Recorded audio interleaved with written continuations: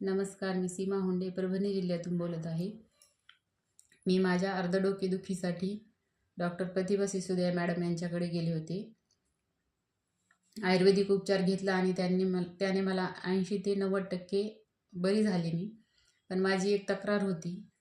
विचार जास्त येतात, मन थाऱ्यावर राहत नाही, सतत मागचा पुढचा विचार माझ्या मनामध्ये सुरू असतो. तेव्हा प्रतिभा मॅडमच्या सल्ल्याने मी डॉक्टर सुरनर सरांकडून नाडी तपासून घेतली. ऑनलाईन नाडी तपासली माझी. जीवनसाक्षीने नाडी ऑनलाईन तपासणी झाली माझी. सरांनी मूळ स्पष्टतेने त्यामागचे कारण सांगितले. काही सेशन घ्यावे लागतील असे सांगितले.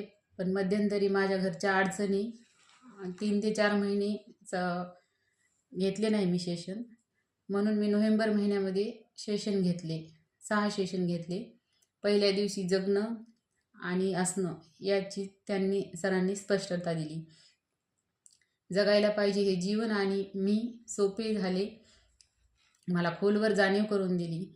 पहिल्या सेशननंतर मला झोप छान लागली. 13 वर्षात इतकी झोप कधीच झाली नव्हती. आणि विचारांची अस्ताव्यस्तता आणि नातेसंबंध आम्ही सगळे या कारणांचा शोध घेऊन चक्रध्यान आदी करून कुठलेही औषध न वापरता ऑनलाईन माझ्या विचारांचा गुंता पूर्ण कमी झाला.